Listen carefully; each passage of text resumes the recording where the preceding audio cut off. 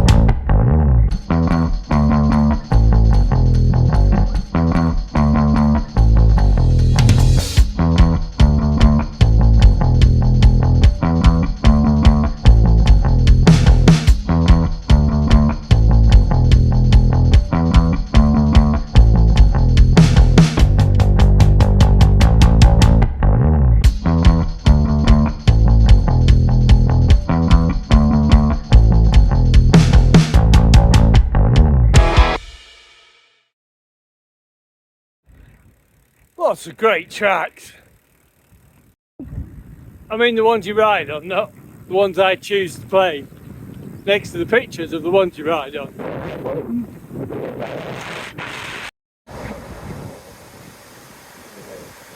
Very impressive outflow from dam in Tinswhistle. Look at that. Remind the Bellagio. Comes to Tinswhistle.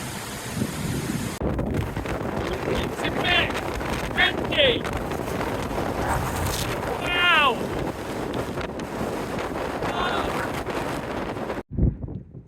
Some of you might find this a bit odd, but some of you will recognise it straight away. The M62's up there, and I have always wanted to visit this valley. I have driven along the M62 hundreds of times in my life and looked down into this valley, and here I am.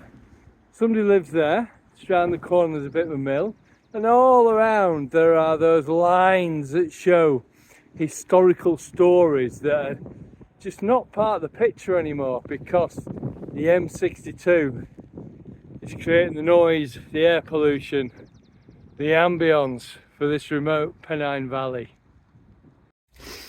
It's day 8, and it's a much better day than day 7.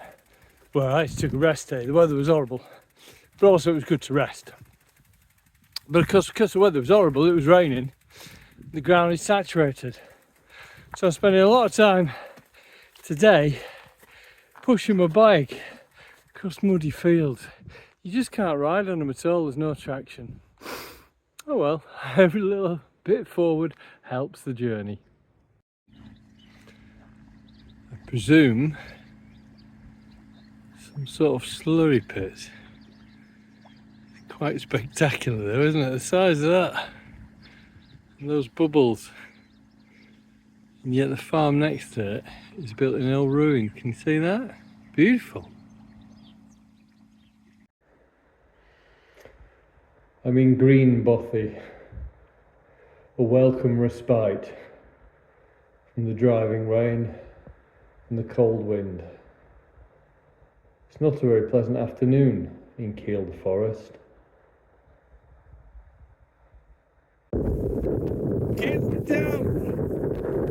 Feel like I've been at the seaside today. Gives you an impression of what the afternoon is like. Sometimes it's beautiful, it's dry, sunny, cool, it's good. But you get a headwind. It's hard. It's hailing. It was sunny a minute ago, and now it's hailing. I guess it'll be sunny shortly though, and it's not raining, and it's not windy, but it is hailing. Wow, what's going on here? I can't wait to find out. This is very unusual. Hello and welcome to camp, a real camp. This is not felt foodie walking up the hill and cooking. This is a real camp. I've cycled from Edinburgh today, and I'm on the inlet just south of Dundee below a hill called Norman's Law. 88 kilometres I've cycled. On the way I stopped at this is going to sound a bit daft, a butcher's. I didn't buy any meat, but I did buy some red pepper and some onion. I've got half of those left there that I can use tomorrow. And what I've got is a dried meal that I've made at home, freeze-dried food. There's the rice is from Temp Meals, and there's some onion and spinach powder and garlic and a bit of chilli. So a bit of an Indian taste in there, but not too much. I'm going to add hot water to that in a minute. Got hot water boiling here. Then when that's rehydrating, I've cut the onions thin, I've cut the peppers small. I'm going to cook those. They don't need to be massively cooked, but they're going to make such a difference to that. Here we go. So the water's boiled in a titanium pan. There's a knob of butter in there as well. Can you see my butter? I do like to bring butter on these things. Butter keeps, it's good for you. It's a real healthy product. Okay, that's rehydrating there now. Find the lid for that. Here we go. So we'll leave that there. I'm just going to put it on the bag of spare food, just so it's not on the ground. Okay. I'm back to my stove. It's the Alpkit Krakow. And there's another Alpkit pan here. The windshields come from Bare Bones Bikepacking. They are titanium with magnets on, so they're pretty handy as well. Now, this bit's a bit tricky because The pocket rocket type stove has a fairly concentrated flame because it's there to boil water. Left a bit there for washing up over there. So can you see straight away that's getting hot, cooking before all the butter's melted. So I need to move that around a little bit. Oh, it's good though, isn't it? The other thing I brought is a knife, and I wrapped that up in a sheath. Proper carving knife. In go my onions. Let's get them going a bit. And you'll see these peppers are sat on, in fact I can put those in as well, on a bit of plastic really. I made a chopping board. Just look at that. The chopping board came from a bit of onion skin, we don't want that in. Chopping board, just a gallon plastic container. I think it had glue in or something like that. So that's quite handy. That knife goes away in there. That needs a little rinse in a minute, but this needs minding. Oh, look at that for camp food. It's a shame we haven't got smell-o-vision, isn't it?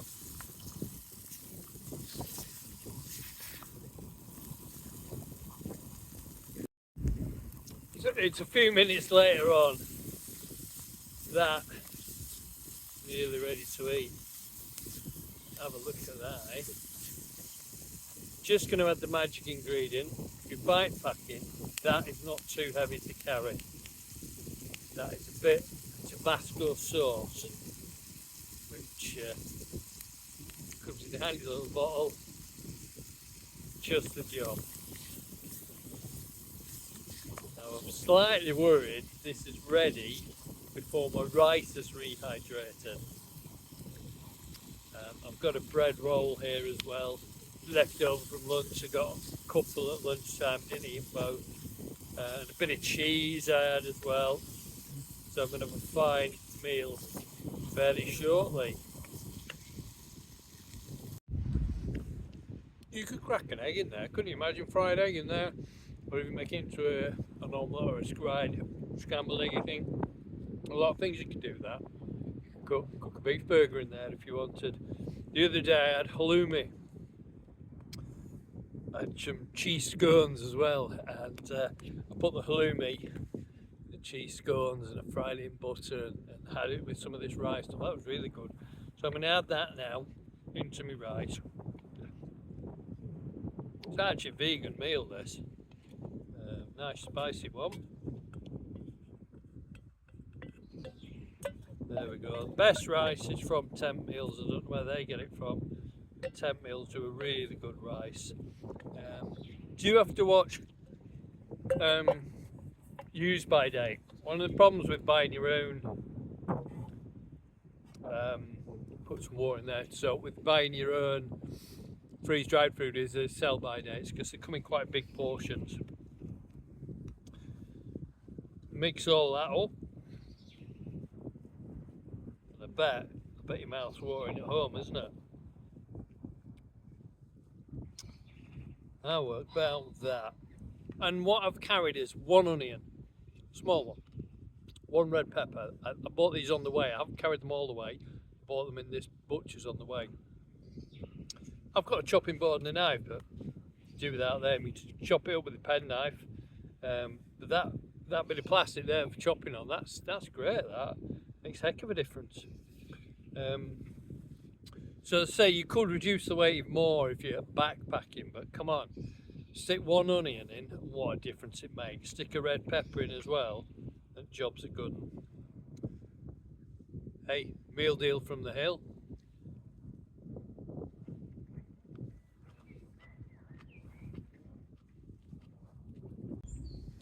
Even better with a bit of cheese in. Definitely going now. See ya. Sometimes it rains. Yeah.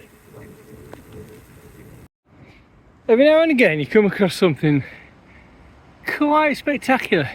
It's really hard to get the scale of this thing. But it's a fantastic narrow gorge. Let me show you the other side as well. Have a look at this. Wow. It's called the Black Gorge. That's imaginative, isn't it? Right down there. I don't know if you could swim down it. That'd be amazing, wouldn't it? Good grief. Cool. Sometimes it's dry. Sometimes the wind's behind you. Sometimes it's a double. Hey, day 23. Finally, I've got my sun hat on and my sunglasses. I am pushing my bike, but I've also got my shorts on. Hey! Had a couple of readers writing about health and safety and food hygiene after the last food segment. Well, I ain't cooking for anybody else except me, so that's important. But actually, you'd be surprised how clean this environment is. For example, one of the things I learnt when I was a scout, this is years ago, is that shove that in the ground, pull that out. That's a clean knife because the soil is surprisingly clean substance. Washing out the pans and your hands, I'll often use moss. Sphagnum moss is really good if you can get it, but the other mosses will do as well. They usually retain a bit of moisture, so you get some wet bits and you can get some dry bits, and you can have a nice little wash in the moss. So yeah, I know sitting at home it probably looks a bit rank, but it's alright. It's alright. If anything's the top, this is it. That's where we're going, down past that lake there. See the track on this hill here. Down the lake, go push along the shore of the lake, and then there's another track out to the road. That's where I'm going. Not down this one, which looks amazing, but there's no track. Hard to believe, isn't it? These wee lockens over here, completely removed. That's Ben Loyal. This is our little top here. That is before camped down below that. Last time I was here and pushed up that slope there. Wow, what a place. Oh, that's Fionhaven, and that's Hartle, famous hills. But look at that crag. Wow. We should win now. You can eat energy bars, but jam sandwiches are much nicer. I think what's amazing is I haven't done a river crossing since day one. Today, it's not the last day, but at the end of today I'll be in a position where I can get to Cape Wrath, whether I get the ferry or not. So kind of the first day and the last day river crossing. This one doesn't look too bad though, does it? But I have put my Crocs on. Ta-da! So keep my shoes and socks dry, and wish me luck. There you go, you can share this bit. It's the boulder's really slippy. It's actually easier on the side. It's not that cold either. Quite amazing. And actually pretty refreshing. And what a good place. I'm at the end of the road. There's a bus shelter. Not a great bus shelter, but that's where I want to be. Across the other side of there. And it's not going to happen today. Hopefully it will tomorrow. I've managed a few bits of riding, but essentially across the footbridge there, came down to this house here. That was ride walk. Back in, out of view to footbridge. Managed to ride a bit on the salt plain and a little bit on the shore, but then I've come up the hill here. There's an old, well, looks like somebody's been up here before at some point, but I am just pushing now. Really optimistic that I'll be able to ride a bit more on the way back, and I'm aiming for this brow over here. Well, all being well, I should be able to drop down to the road. But yeah, it's hard work, but it's quite a nice day, isn't it? Have a look at that. I love the patterns on this estuary. They're gorgeous. That's Foynehaven over there that we came down that valley. Down that valley there, sorry, that's Foynehaven. Yeah. Greeted by a headwind, of course. That is Cape Wrath Lighthouse. Terrifying, the cliffs are terrifying, the whole place is really atmospheric. Cape Wrath, I rode my bike here. Cape Wrath sunset. Sunset on the most northwesterly point of mainland.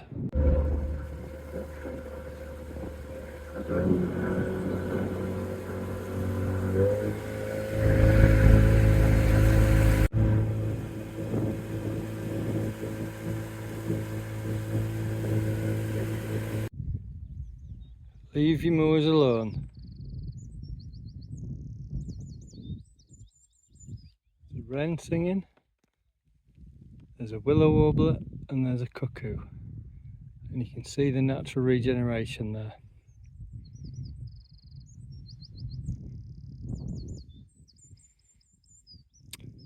That's better than driven grouse shooting, I'm afraid. Beautiful.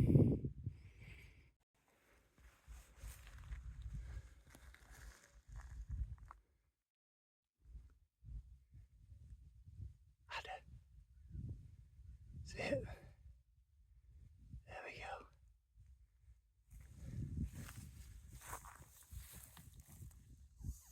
Where's he gone? There it is.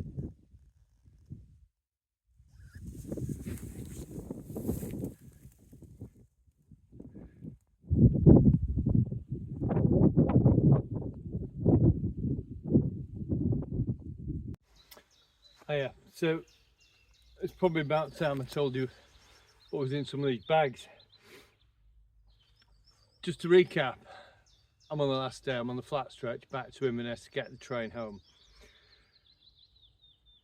Day 29 I think it is, so I've come from Snowdonia, gone to Cape Wrath, come back towards Inverness, and I'm about to get the train. So I'm not going to empty all the bags out because they're full of dirty washing and stuff like that. But I'll show you what's in, where, and what's, you know, give you some idea of packing, okay? Now with all of these things, this is what works for me, it might not work for you. I've tried harnesses on the front, I haven't tried a rack. I am interested in trying a rack at some point. But 2 volley straps and a dry bag from Ortlieb. I think it's the 13 litre one. It's elongated. It just works. It's easy to put on, it's easy to take off. Simple, keep it simple. Your sleeping bags here, got a silk liner. I use a 2-season down sleeping bag, silk liner. There's a stove in here as well. Alpkit Krakow with a titanium pan and a gas canister, all in there, that's all in there. There's a sleeping mat, a blow up sleeping mat, seat to summit, really easy to blow up with a bag, and a little pillow as well. And then my tent, my Terra Nova Laser Competition 1. The poles are in there, the pegs are in there, the tent's in there. It's a great tent because you can take the inner down without taking the outer down. So if it's raining, you can pack away under the outer. And then when it comes to drying that outer, it's a flimsy piece of nylon. It'll dry in minutes. So that's kind of the camp bag. Get the camp, that comes off, tent goes up, bed's made, ready to get in, sort the other stuff out. Easy. This is the one I can't really open up. It's the tailfin rack, tailfin aero. It's got everything else in. It's got spare clothes, they're dirty now. So it's got a change of biking clothes, a set of pub clothes, but also all sorts of other bits like porridge, There's a frying pan, magnesium gel, Tabasco sauce, a spoon, a waterproof, you name it. There's, you know, everything else goes in there, and it goes in there quite nicely. And again, this is 2 straps, 2 clips, and that comes off. Really easy to operate. So I get the tent up, then I put this under the fly sheet, and the jobs are good. So it's kind of everything else in there, and without going into too much detail, all the other bits, but just spare gas, spare food.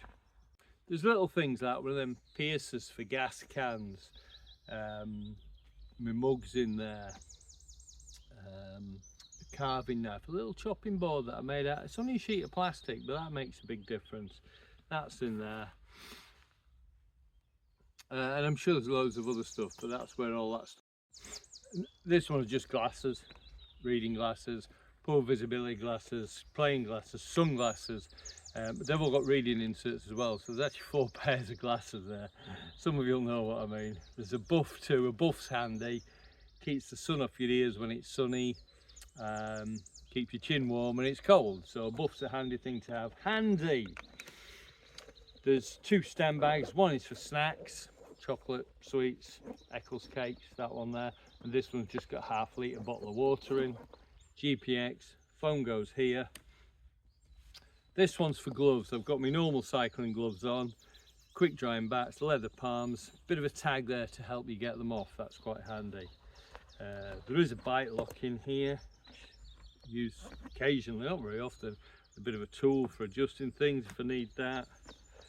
The first pair of gloves I'll put on are just a normal pair of fleece gloves. You can buy these anywhere, but they're smart gloves, so I can still use my phone when I'm wearing them. They're quite handy. These have been a real winner on this trip. When it's cold, I take a pair of ski gloves or mountaineering gloves, but these from Alpkit, see how small they go? These are called shield gloves, and they've been really handy this trip when it's been cold. A really nice warm glove. There's a wound dressing and some plasters in there, some spare brake pads, some paracetamol. That's all. That's kind of it, folks. You know, it's pretty simple, really. Keep it simple though. That's probably the top tip. You don't even need a fancy bag here. You can strap a dry bag on there. But the rack's better for me than the seat bag because it doesn't sway about. I got a bit fed up with the seat bag. You can never stop it swaying. Because listen, we're mountain biking here. If you're gravel biking, that's a different game, isn't it? But we've got front suspension, we've got a proper bike. When it comes to the hills, we're going to enjoy the hills. You make your choices. But I take jam and I take a block of butter in there because a jam sandwich is a lot nicer than an energy bar. They're all just spare dry bags that I've either used on the trip or not used. Cause, yeah, I quite like dry spare bags. If you get now, it's May. The gorse smells amazing. Breathe it in. People say it's like coconut. But let me ask you a question. Coconuts haven't always been in Britain, have they? So imagine a day, a few hundred years ago now, when a ship docked, probably in the southwest, Plymouth, Penzance, Foy, somewhere like that, and a big swarthy first mate walked down the plank with his long hair and his eye patch and his stripy shirt, and in one hand he had this big hairy nut, and in the other hand he had a cutlass, big knife, and he strode down the gangplank. He walked onto the promenade and he found a bit of stone wall, and a crowd gathered because this ship had been away for a while and all the locals were keen to see who was on it, what they brought back from these strange new lands. And he laid down this big hairy nut on the wall, and he lifted his cutlass above his head and he smashed it down on this nut, and this clear juice ran away and this pure white flesh showed inside the nut, and they all breathed in and went, whoa, that smells like... Have a bit of respect for people that ride the bikes with a selfie stick and a camera It's not easy. I'm trying it now and it's not easy. I need to look where I'm going. It's cool, isn't it? This is from Muiravoord, heading towards Inverness on yet another converted railway line. How cool is that? There is one other thing as well, isn't there? I carry a rucksack. A lot of people don't like carrying a rucksack. I've always carried a rucksack. You know, I'm a walker, climber, even as a mountain biker I wear a rucksack. It's supposed to be waterproof, certainly water resistant. Not got anything wet in it yet. But there's a couple of key bits of kit in here. One is these mats. I carry 2 of these. It's 4mm closed cell foam pad. Thin carry mat if you like. And what they do is they go underneath my tent ground sheet. And that means I can use a lightweight blow up sleeping mat, and that's really nice and comfortable. That it's great for sitting on at lunchtime. You find a nice tree, get yourself comfy. Also I've got my crop flip-flops. These are great for river crossings, but they're also handy in hotels and hostels and just getting in and out of the tent at night. And then I have a warm coat, because very often when you stop it's cold, and just been able to switch from a helmet to a woolly hat and pull on a big coat makes a difference. And having it handy makes a difference. If this is packed away, one of them bags on there, and it's faff to get out, you don't bother getting it out. But if you just have it there handy, that's amazing.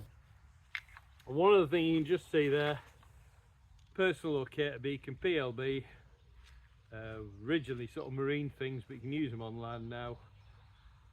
If I'm out reception, I'm on my own, it all goes wrong, I pull the aerial and I press the red button and help will find me. If you've got any questions, send them in. Ciao. Actually, there's one other thing. If we pop in a shop, that is so useful. Trying to put slices of pizza and cakes on there, it's difficult. I get a little bit in the crossbar bag, I can get food in there, but you can just put your shopping in there and then you can sort it out. It's really handy having a rucksack. Oh, pop it for rubbish as well.